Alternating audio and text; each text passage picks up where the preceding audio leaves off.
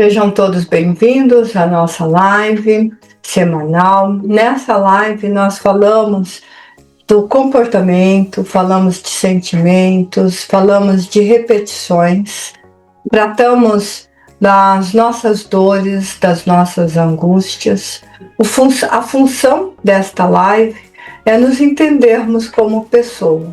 Cada uma das pessoas aqui ou está fazendo terapia, ou já fez terapia, ou vai fazer terapia. Por isso que nós falamos da importância da terapia. Ele é um encontro voltado para os pacientes. Muitos daqui que estão aqui são os meus pacientes. Outros são convidados, ou que conhecem, ou alunos, ou que me conhecem de alguma coisa, de algum trabalho e de algum lugar. A função da live Viva a Vida é entendermos que a vida traz uma leveza se nós conseguirmos compreendermos as nossas emoções e se nós conseguirmos dar um ponto de equilíbrio.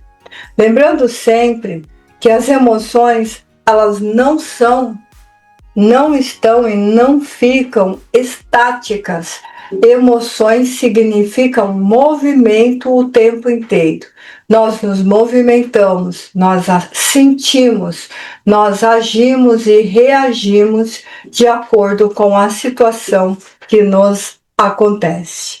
Tem coisas que acontecem e que nos tira do prumo, nos tira do equilíbrio, nos magoam, nos ferem. E nós precisamos de um tempo para reequilibrar as emoções. O nosso sistema límbico, o nosso neocórtex, o nosso sistema reptiliano do nosso cérebro, lembrando que o nosso cérebro, nós vamos falar de sistema reptiliano, e sistema reptiliano não quer dizer absolutamente que seja um povo, uma raça ou algo extraterreno que vivem aqui e que por causa disto são descendentes de répteis ou coisas parecidas. Sistema reptiliano é o sistema mais profundo, mais primitivo do nosso cérebro, a primeira parte que começa a se formar dentro da gestação. Esse sistema primitivo e antigo tem inclusive a aparência de um cavalo marinho, lembra bastante os répteis e daí esse nome. O nosso cérebro precisa de seu todo para funcionar, o neocórtex, o sistema límbico e o sistema reptiliano.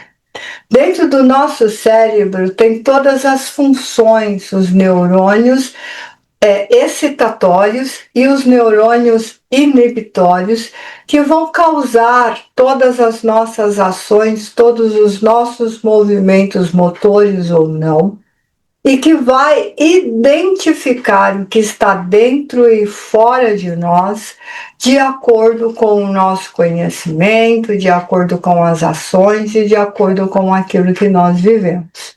Desta maneira, nós sabemos quando nos dói a cabeça, o pé ou o joelho, porque o nosso cérebro se comunica através das redes nervosas com todo o nosso corpo.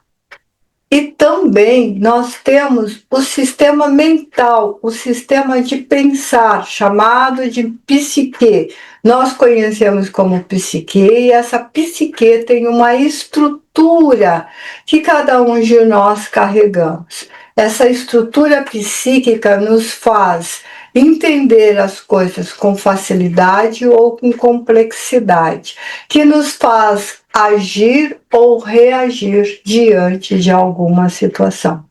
O nosso sistema psíquico, ele é criado, formalizado de acordo com o ambiente em que nós vivemos, o lugar que nós nascemos, o estado, o país, a cultura, ou seja, o ambiente externo de nós e também dos nossos cuidadores, os nossos familiares. É muito importante nós entendermos que o pai, a mãe, o tio ou o avô, quem seja qual for a pessoa que cuidou de nós, tem uma função muito importante na nossa vida, porque quando nascemos, nós precisamos de todos os cuidados, absolutamente de todos os cuidados. Nós somos os seres mais frágeis que nascem na nossa natureza, porque nós precisamos de muito mais tempo do que outros seres vivos para termos autonomia e também para ter consciência de si próprio e saber se autocuidar e se autoconhecer. Uma criança, quando nasce, e um cachorrinho, quando nasce no mesmo tempo, o cachorrinho, em meses, já está cuidando da sua vida. E esse cuidar aqui é entre aspas, lembrando que o cachorrinho é um bichinho irracional. E a mesma idade para nós, ainda somos completamente dependentes deste ser que está cuidando de nós. Conforme esta pessoa cuida, conforme esta pessoa esclarece, nós vamos ter uma estrutura equilibrada ou desequilibrada. Nós chamamos isso de lar funcional e lar disfuncional. É bastante comum encontrarmos lares disfuncionais, porque nós ainda necessitamos de muita cultura, necessitamos de muito autoconhecimento, necessitamos ainda de paz na Terra para que o equilíbrio chegue de verdade entre nós. Assim, a função da live é, pouco a pouco, semana a semana, trazer um pouco deste equilíbrio, desta paz, desse autoconhecimento, desse autoentendimento, como que é a estrutura, como é que eu vivo com uma pessoa, como que essa pessoa age e reage comigo, como que eu ajo e reajo diante dessa pessoa, como que eu me comporto com os meus pais, como que eu me comporto com o meu companheiro, minha companheira, como que eu me comporto com os meus filhos, amigos e por aí afora. Este comportamento vai mostrar se eu tenho uma personalidade, uma estrutura mais equilibrada ou uma estrutura menos equilibrada. O conhecimento de si próprio, o trabalho desenvolvido dentro da sua vida, vai fazer com que você vá mudando a sua mentalidade, as suas crenças, melhorando as estruturas e trabalhando em favor de si próprio. Muitas vezes nós desejamos que o outro mude, que o outro se modifique. E nós colocamos uma série de coisas que de errado, segundo a nossa concepção do outro.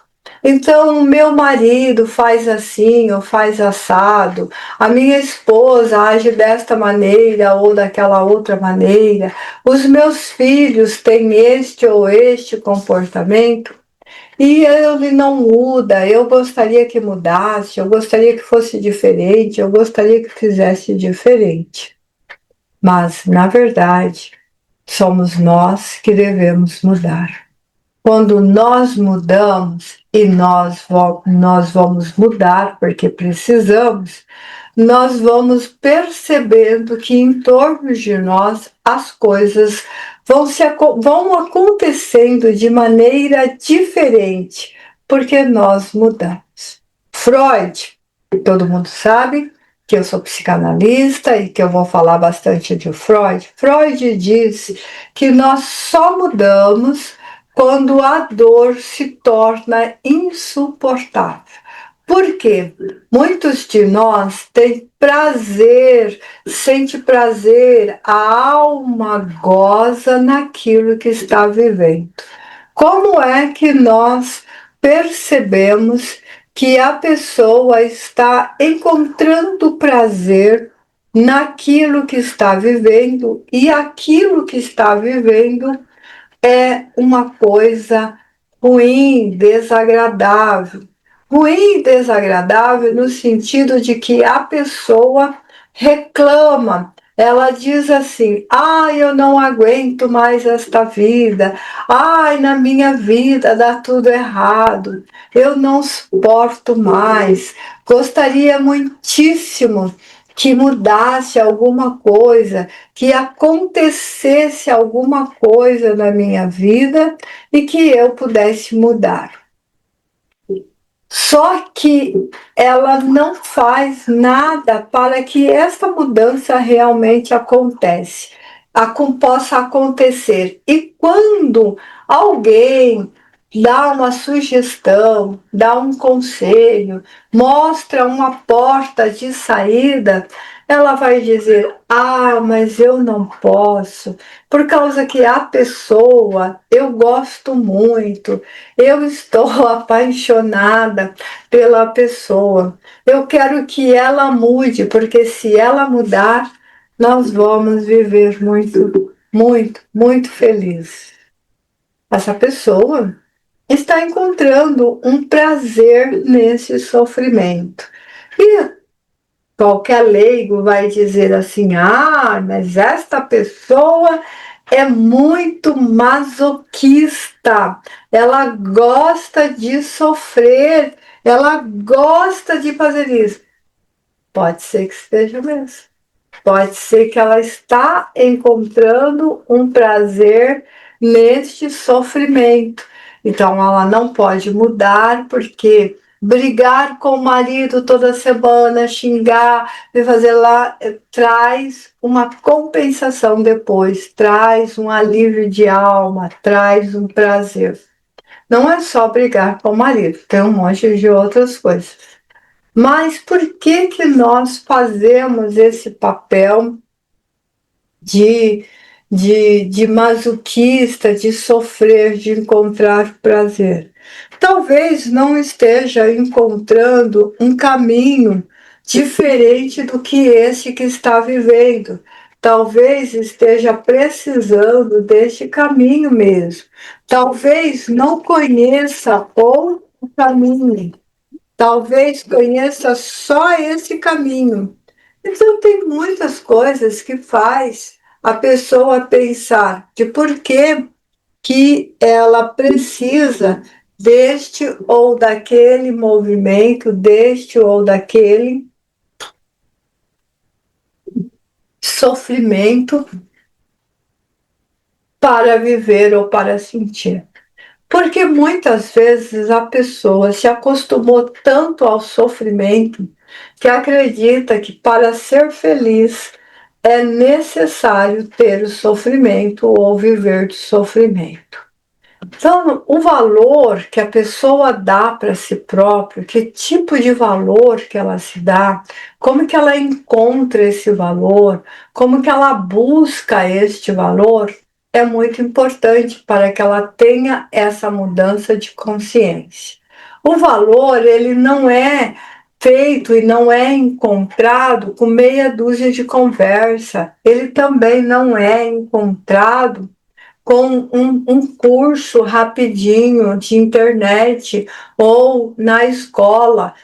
O valor ele é encontrado quando você soma o seu potencial de psique, que você gosta, como que você se sente, como que você age, como que você pensa. Quando você encontra esse tipo de resposta para as suas perguntas, como que eu gosto, como que eu gostaria que fosse a minha vida, mas você faz essa pergunta e procura responder esta pergunta sem incluir o outro, se autocolocando em primeiro lugar e num posicionamento onde ninguém pode responder por você a não ser você mesmo, você vai começar a encontrar o valor de si. Muitas pessoas têm medo de ficar sozinha e têm medo de se auto-ouvir. Tem medo do barulho que a sua mente produz. Essa pessoa, quando está sozinha, ela precisa ligar a TV bem alta, ela precisa ligar o rádio ou qualquer outra coisa, ela precisa de barulho em torno dela, para que ela não ouça o barulho interno dela. Quanto mais barulho externo, menos eu vou ouvir o barulho interno, menos ela vai se auto-ouvir. Quando nós fazemos isso, fazemos esse barulho externo para não se ouvir, porque nós estamos com medo de nós mesmos. Algumas pessoas dizem assim: eu não gosto de ficar sozinho, porque quando eu fico sozinho, eu tenho uma solidão imensa. E uma vez eu perguntei para uma pessoa: mas você tem uma solidão, por que se você está consigo próprio? Ai, mas eu não gosto de ficar comigo. Por que você não gosta de ficar com você mesmo? Eu não gosto do que eu penso, eu não gosto do que eu sinto. Entende por que é importante a gente saber o que a gente gosta, como que a gente se sente, como que a gente pensa, como que a gente quer agir, o que a gente precisa reagir? Quando nós fazemos isso, nós vamos entender melhor esta função de agir, de pensar, de sentir, de trocar com o outro, de levar o melhor de si para receber o melhor do outro. O nosso valor, ele é uma coisa interna e não uma coisa externa. O valor não está na cor do nosso cabelo, nem se é muito ou se é pouco, nem na cor da nossa pele, nem na nossa altura, muito menos no nosso peso, nem na nossa angústia, nem no nosso conhecimento.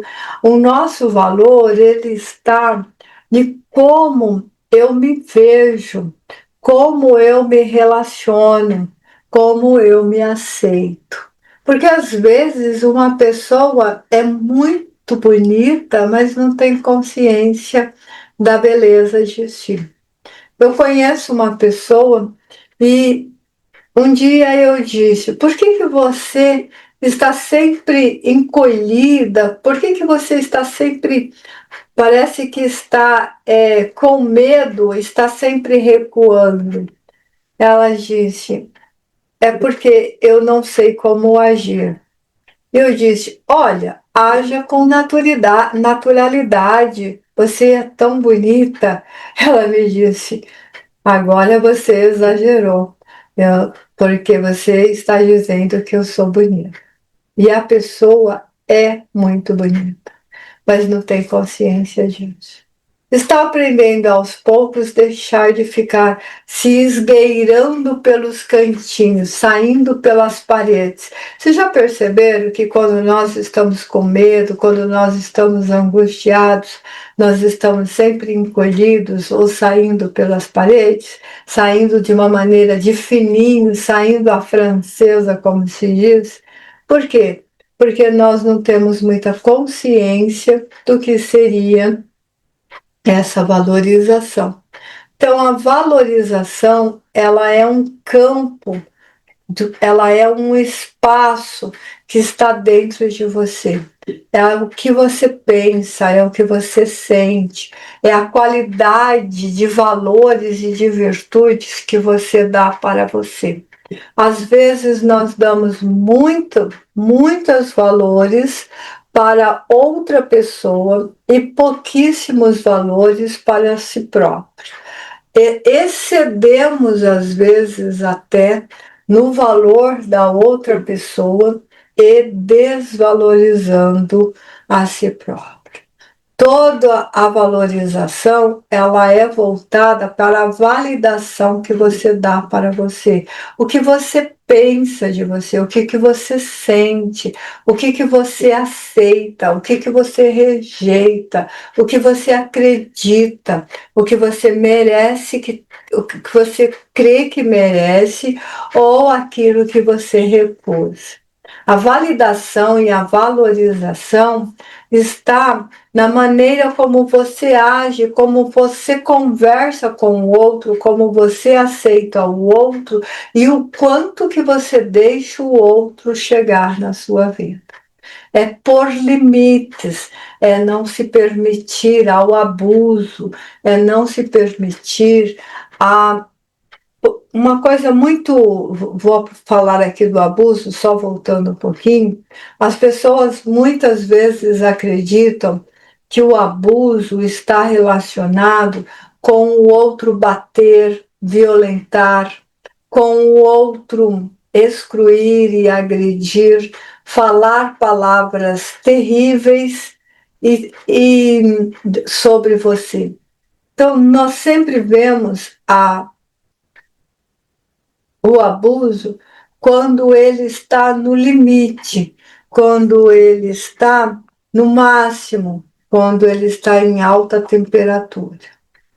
Quando nós aceitamos pequenas críticas do tipo assim, você faz tudo errado mesmo, você é um lerdo, putz, grilo, de novo você está fazendo a mesma porcaria, será que você não acerta nada? Outra vez você deixou a toalha em cima da cama, outra vez você não levou o prato à pia, você só provoca a minha ira. Nós não percebemos que essas coisas são abusos também. Porque nós estamos tirando o direito da outra pessoa e nós estamos tirando o valor da outra pessoa. Nós estamos tirando o merecimento e o crédito da outra pessoa. Quando você diz que aquela pessoa é lerda da mente, você está dizendo que essa pessoa é incapaz de pensar e de agir. E por que que nós falamos isso? Por que que nós vamos chamar o outro de lerdo? Ele é um ponto de vista nosso. Tem algumas pessoas que são lerdinhas mesmo, Sônia. Não adianta você querer protegê-las todas. Foi o que eu ouvi essa semana. Sim, mas não nos cabe acusá-la publicamente. É um abuso e é um desrespeito.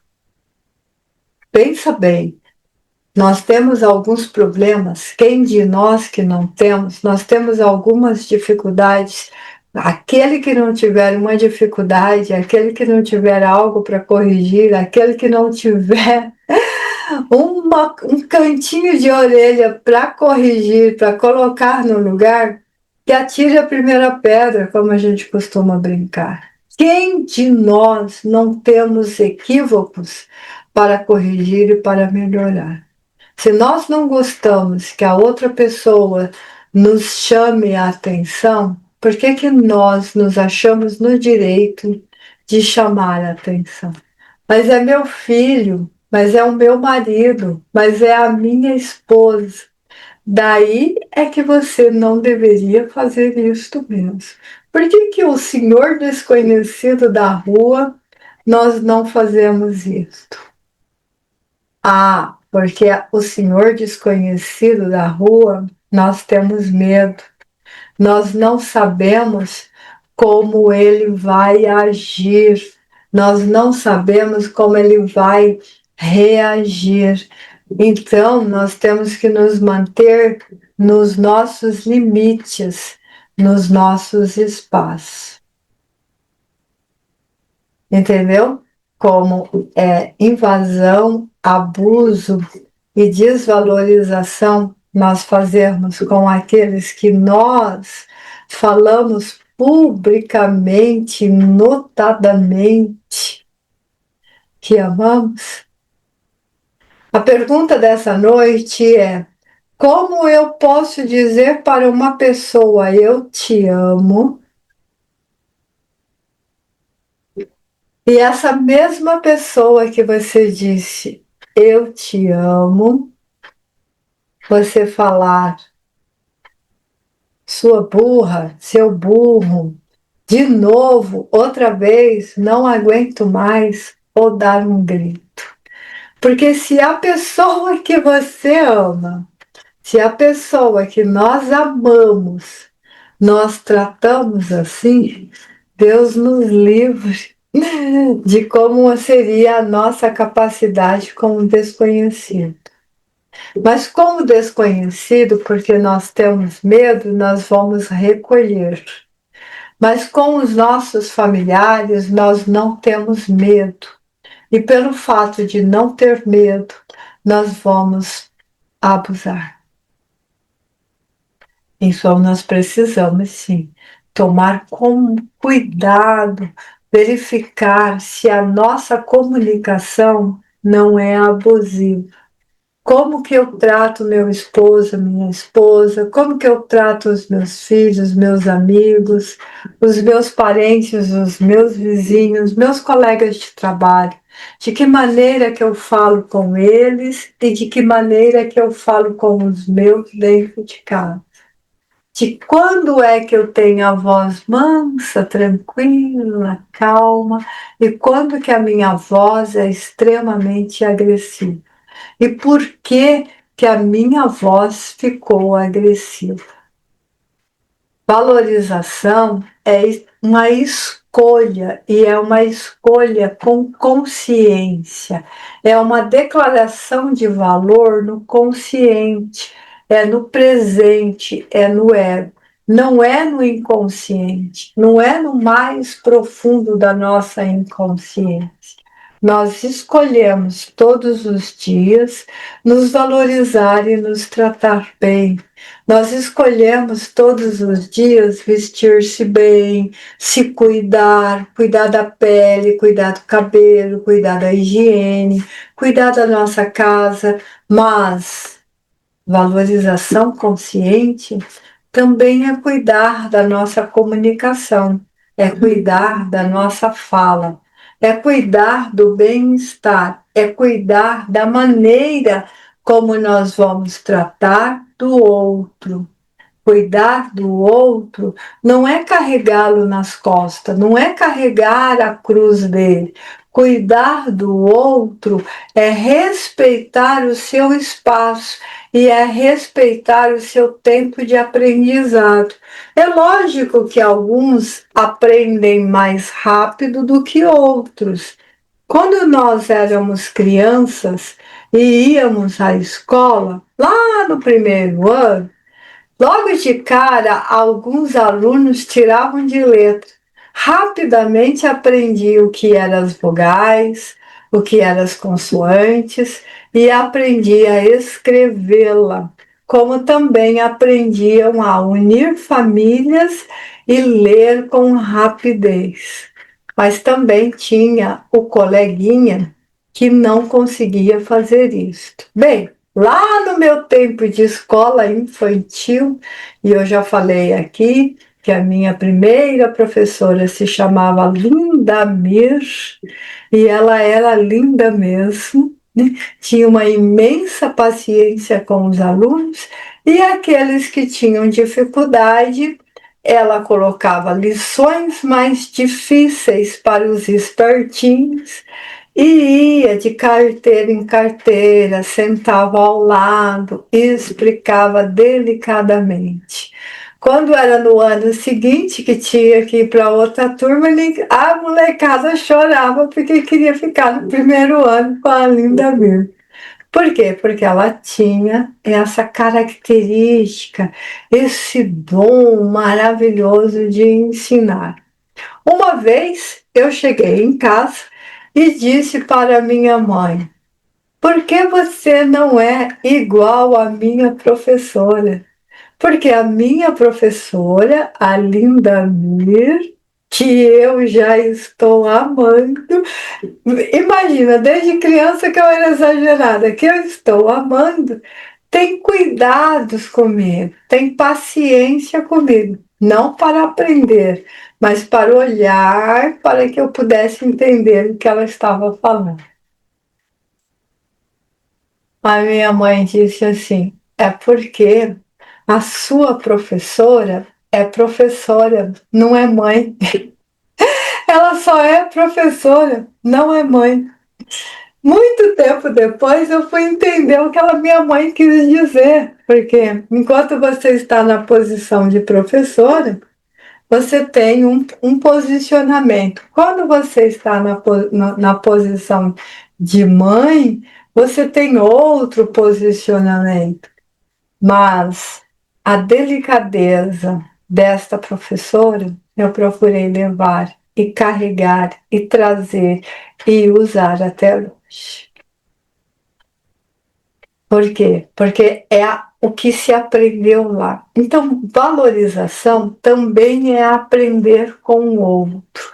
E quando o outro te ensina alguma coisa boa, você tem que valorizar e guardar.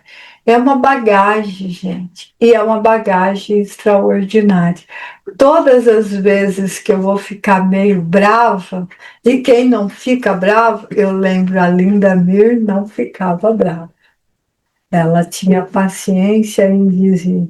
E eu me lembro que na minha sala tinha um aluno que chamava Roberto Carlos. Era muito comum naquela época ter Roberto Carlos, Carlos Alberto, Carlos Roberto, Marcos Antônio, Antônio Marcos, por causa que este era os ídolos da época. E o Carlos Roberto, ele ia para a escola, é até triste falar isso, ele não ia para a escola com a intenção de aprender, ele ia para a escola para merendar. Lá no sul fala merenda, tá, gente? Então ele ia para a escola para merendar, ele não ia para a escola para aprender. E a merenda, ela era uma merenda muito boa. Era realmente um almoço. Servia. Eu nunca vou esquecer pratos de plástico azuis para meninos e rosas para menina. E eu escolhi o prato azul, fazia um pé de guerra que queria o prato azul, porque eu pegava a minha merenda e sentava perto desse menino. E ele comia e eu fazia de conta que estava comendo. E aí depois eu pegava o prato vazio e dava o meu para ele. Então ele rapidinho ele ficou gordinho. E hoje eu trabalho com transtorno alimentar, porque eu falo assim, meu Deus, o Roberto Carlos ficou muito gordinho porque eu dava minha comida para ele. Eu sempre fui hoje, eu sempre. Então, a gente tem que ter isso também. Ah, eu era seletiva, eu era nada, eu sou seletiva para me alimentar, mas a merenda ia para esse amigo. Não sei o que aconteceu com esse coleguinha. Ele não aprendia de jeito nenhum, porque ele só queria comer por causa da fome. O que eu aprendi com ele? Que era muito bom você aprender e não focar só no objetivo do seu estômago, da sua mente ou no seu problema. Ele objetivava o seu problema, ia para a escola para se alimentar. Os outros, tinha muitos outros alunos que tinham fome. Até eu mesmo não era uma pessoa muito nutrida. Eu estou falando de colégio, de escolas públicas, eu não estou falando de escola particular. A única diferença é que nesta época as escolas públicas eram tão boas ou melhores do que as escolas particulares da época. A única escola particular da época que era imbatível era a escola, o colégio adventista. Todas as outras não eram tão boas quanto as escolas públicas. Mas a gente também tinha fome, a gente também tinha necessidade. Eu me lembro muito das dificuldades dos meus pais em manter 3 filhos na escola. Não era fácil. Era tão difícil que a minha mãe colocava eu num horário e a minha irmã do meio em outro horário, para que nós pudéssemos usar o mesmo conguinha e o mesmo uniforme, já que nós nos calçávamos e vestíamos iguais. Mas era o prazer de aprender, de descobrir e valorizar a vida. Então, valorizar-se não é se pautar só com aquilo que você sabe. Valorizar é aprender das coisas externas e de outras pessoas. Então, para valorizarmos o que nós temos e para crescermos na nossa mentalidade, nós precisamos aprender uns com os outros. É por isso que nós somos seres sociais, porque sempre terá alguém que vai ensinar alguma coisa para nós. O Roberto Carlos me ensinou que a fome pode atrasar o seu aprendizado. E que se você focar somente na sua dificuldade, no seu problema, você vai continuar no problema. Há necessidade de focar e buscar soluções. A Linda Mir, a professora, ensinou-me que para ensinar e para aprender e para ser diferente, há necessidade do exercício da paciência e da tolerância. Outras pessoas ensinaram outras coisas. E nós vamos sempre aprendendo algumas coisas. Eu estou falando aqui de uma questão de 7 anos de idade, 6 anos de idade. E nós vamos aprendendo ao longo da nossa vida. E a cada coisa que nós aprendemos que é boa, há uma valorização dentro de nós, há uma declaração de amor dentro de nós e há um entendimento sobre a vida e a importância da vida. Portanto, valorizar-se começa com o autoaprendizado e também com o respeito ao próximo, principalmente aqueles próximos que convivem conosco. E a admiração, porque no instante que nós perdemos a admiração pela outra pessoa, nós vamos perder o respeito. E no instante que nós perdermos o respeito, não existirá mais valorização desse relacionamento, e sim a degradação. E vamos degradar a cada dia por causa que nós vamos buscar ou fugir desta situação. A importância de se autocompreender para entender a valorização. Os microfones agora estão abertos, podem fazer a pergunta que quiser. Hoje nós temos o professor, sempre que o professor vem, a gente tem um espacinho maior para ele arrematar, trazer ali o fechamento do nosso tema. Muito bem, aberto o microfone, estejam à vontade, pode perguntar. Boa noite. Boa noite, Grazi, tudo bem? Joia. E quando acontece assim do seu filho, não é te desafiar, mas você fala aquele negócio, não faz isso, aí a criança vai lá e faz. Aí você fala numa boa uma, duas vezes, na terceira eu já perdi a paciência. Eu tento me policiar, né? Mas parece que ele testa a minha calmaria, gente. Aí como é que eu faço para mim poder contornar isso, né? No caso.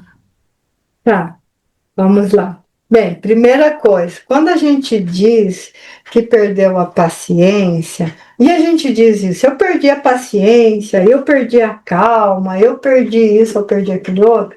Quando nós perdemos, é porque ainda não a temos, estamos exercitando para ver se conquistamos. A paciência, a calma, a tolerância são virtudes. E no instante em que nós a tivermos de verdade, não a perdemos mais.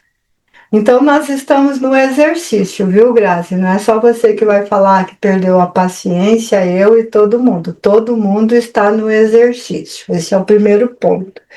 O segundo ponto, os nossos filhos, eles sempre vão nos desafiar. Por que eles vão nos desafiar? Porque eles querem provarem que são melhores, ou que sabem fazer, ou que eles podem, porque se nós podemos, eles também podem. O cérebro deles ainda não está pronto, e por causa disso, diante do conhecimento que eles têm, diante do que ele já aprendeu, ele acha que já pode desafiar. Quando ele fazer um desafio de alguma coisa, não faça isso e ele vai fazer, deixa sentir as consequências de fazer a coisa errada. Por exemplo, tá pulando e vai cair, não amaldiçoe, dizendo bem feito, tomara que você caia, eu falei que você ia cair. Mas você vai baixar, vai falar, acho que é Pedro, né? Vai baixar, é Pedro, né? É, Pedro. Você vai baixar, vai olhar nos olhos do Pedro e vai dizer assim: Pedro, você quer fazer, só que você também tem que assumir as consequências. Porque você só sabe o desafio, as consequências do desafio você ainda não sabe, você ainda não é adulto. Se você fizer, você também vai arcar com as consequências. E o que é as consequências? Deve esclarecer o que eram as consequências. Uma boa conversa às vezes resolve a situação, mas hoje nós temos crianças que, por causa do estímulo, quer ver? Vou falar de uma coisa bastante polêmica, mas hoje a ciência já descobriu que crianças não deveriam, de hipótese alguma, chegar próximo de celular por causa dos estímulos nos olhos e o dano que isso causa. Em alguns países já está ficando como lei só a partir dos 12 anos para uma criança se aproximar de um celular. A quantidade de estímulos faz com que a criança vê e sinta coisas que ela não tem capacidade de compreender, sem contar nos danos na câmara dos olhos e os danos cerebrais mesmo. Então, o que nós vivemos hoje, todos esses estímulos, traz muita responsabilidade e até irresponsabilidade também para com relação aos pais.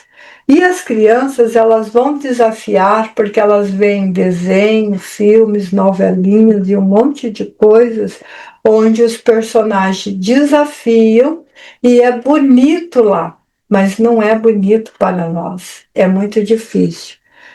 Quando você explicar que são coisas diferentes, que são mundos diferentes, você vai ter que fazer numa linguagem apropriada para que ele possa entender. E cantinho de pensar, punição que a gente chama prazer e desprazer, sentir a frustração das consequências, são muito importantes para que o filho cresça forte. O nosso cérebro e a nossa psique, ela é constituída de prazer e desprazer.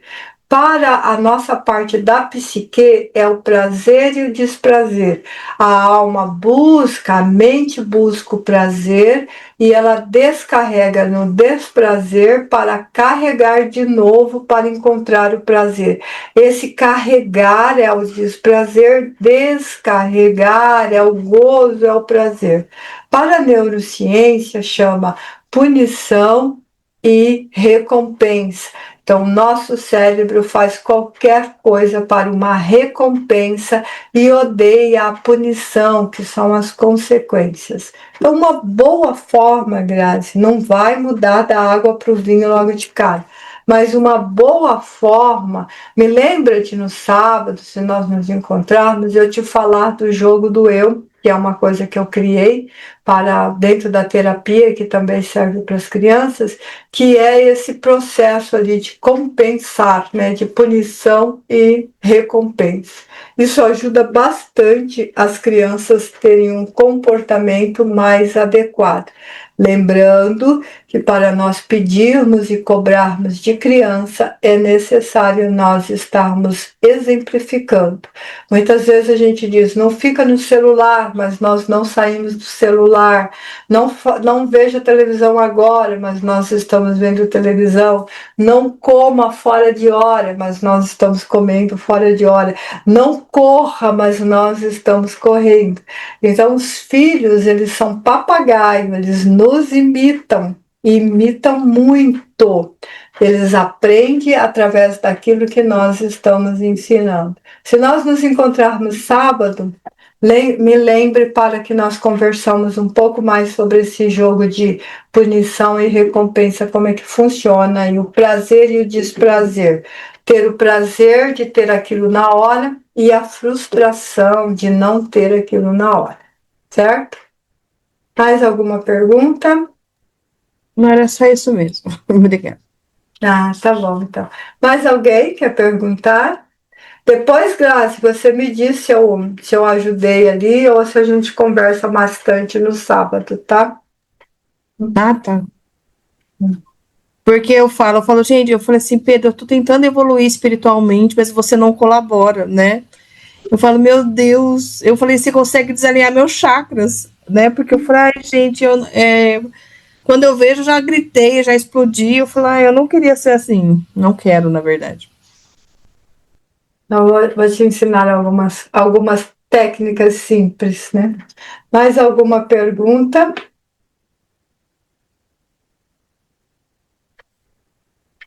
É o silêncio mortal.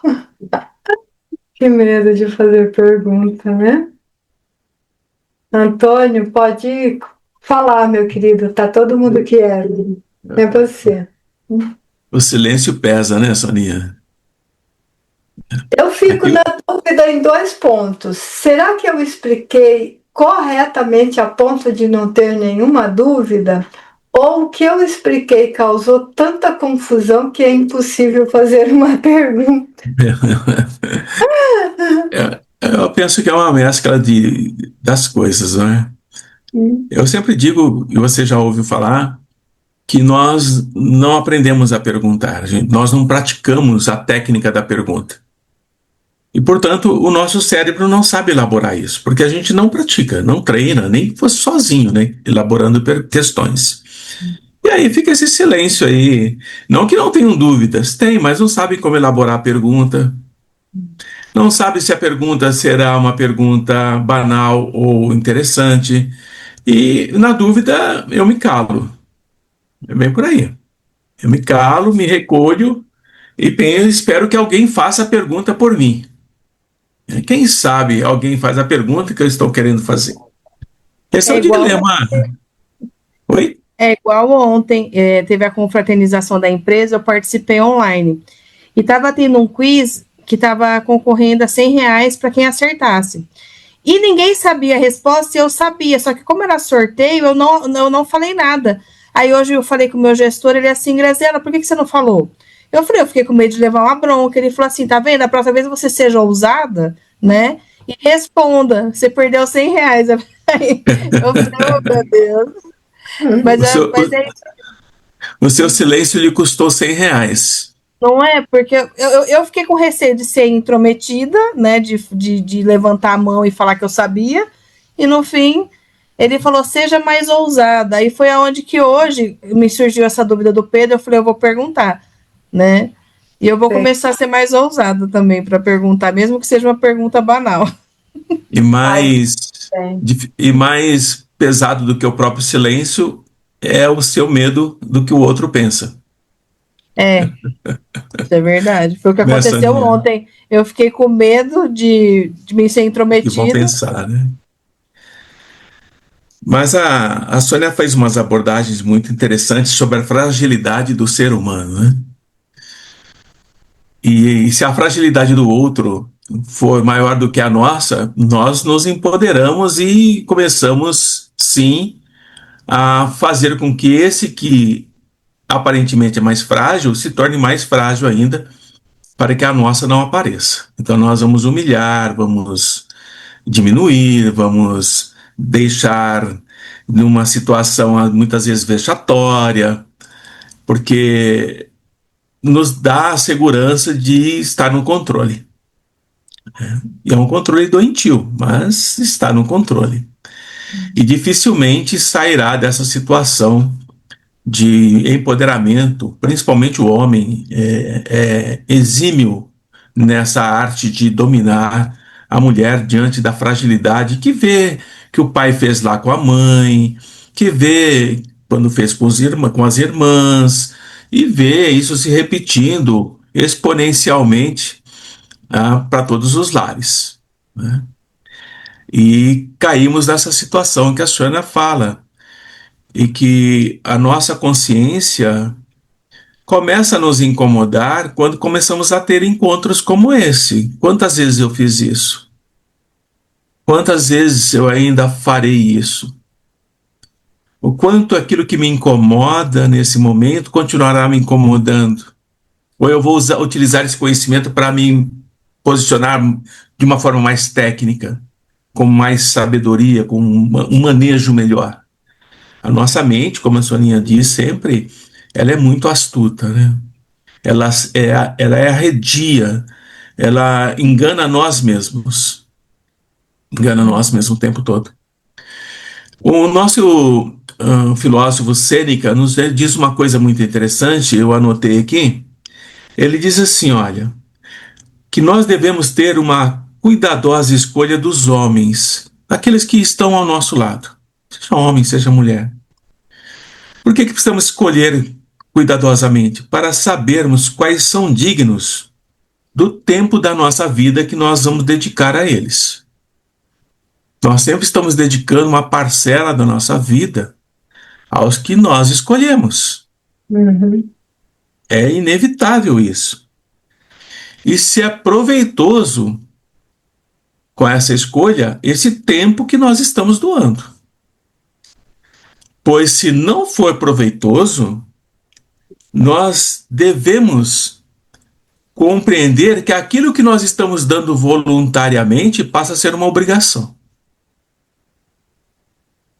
Então, todas as vezes que nós damos um carinho voluntário, nós damos uma atenção, nós elaboramos todo um contexto, porque já faz parte de nós, e você dá isso voluntariamente àquele que está ao seu lado, aquela sua escolha, o outro acha que se torna uma obrigação. E você terá que fazer isso sempre. E aí geram os conflitos que nós e a Sônia aborda constantemente entre todos nós. Mas não para aí. Eu gosto muito do Sêneca porque ele diz assim que nada é mais proveitoso do que uma alma boa e uma doce amizade. Nada é mais proveitoso. Quando nós encontramos esses corações preparados que se respeitam, que se retroalimentam no conhecimento, que procuram caminhar lado a lado, seguir guardando os segredos um do outro, nós não tememos a consciência e nem a acusação, e nem sequer podemos elaborar um pensamento de que o outro em algum momento irá me humilhar, irá me rebaixar ou irá me tornar um ser frágil. Ao contrário, ele sempre irá me fortalecer, me deixar mais seguro, me deixar mais intenso com o mundo que vivemos e sabermos escolher os amigos, os entes queridos, os que conviverão conosco sempre. A fragilidade, meus queridos e minhas queridas, ela não está no outro, ela está em nós. Mas nós transferimos para o outro.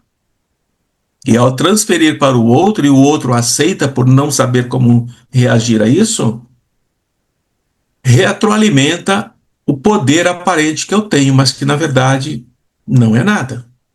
Por isso, quando eu encontro um estranho na rua, como a Soninha vinha dizendo, a minha fragilidade fica aparente, porque eu não faço com ele o que eu faço em casa. Então eu sou aquele frágil que não quer se mostrar frágil com seus entes queridos, entre aspas, esses queridos, né? O outro nos amedronta e nos coloca no devido lugar. E a fragilidade aí é tão patente que eu volto para casa tão covardemente assumida a minha fragilidade que eu vou agredir os meus para me tornar forte. Mais ou menos por aí, Soninha.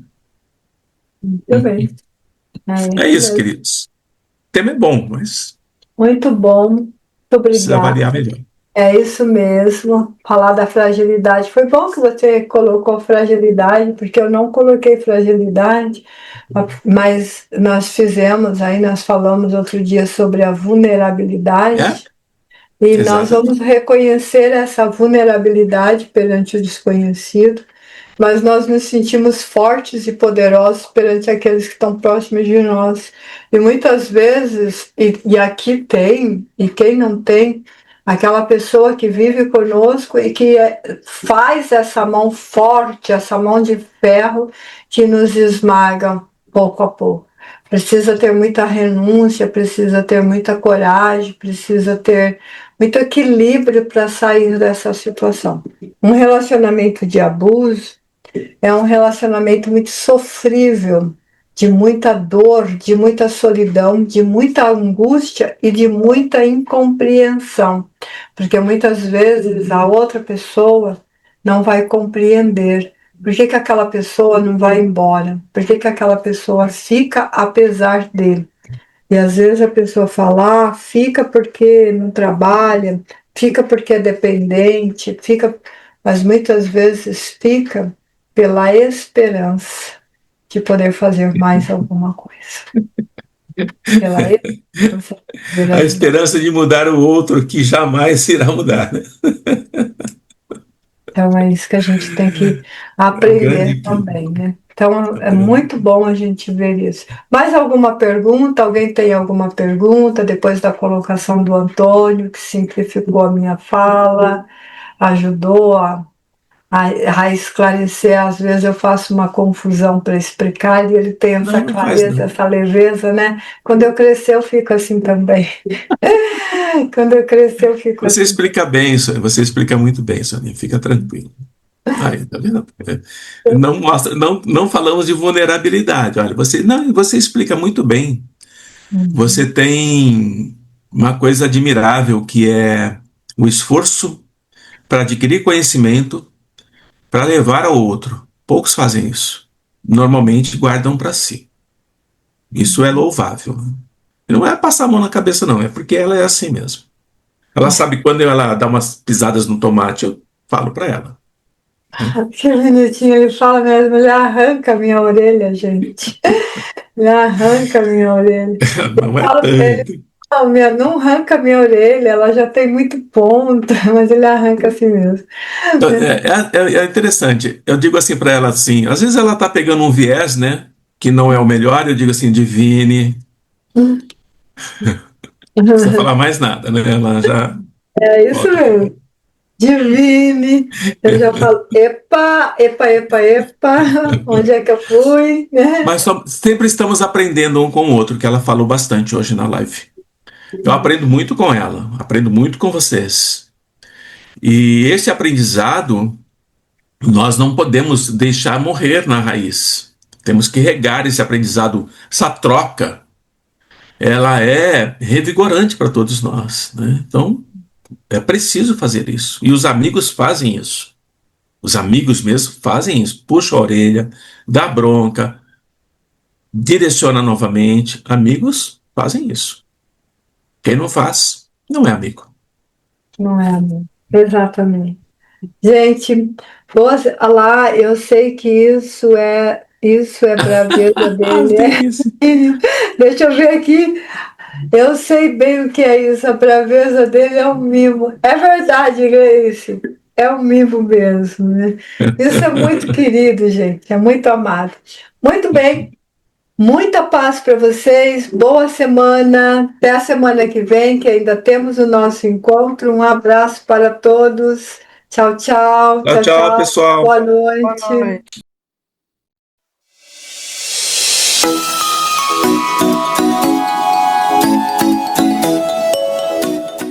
Você conhece o canal Sônia Divine? Não conhece? Você não sabe o que você está perdendo. Você precisa conhecer esse canal. Sabe por quê? Porque ele traz um conteúdo que eu preparo especialmente para você. Não deixe de conhecer.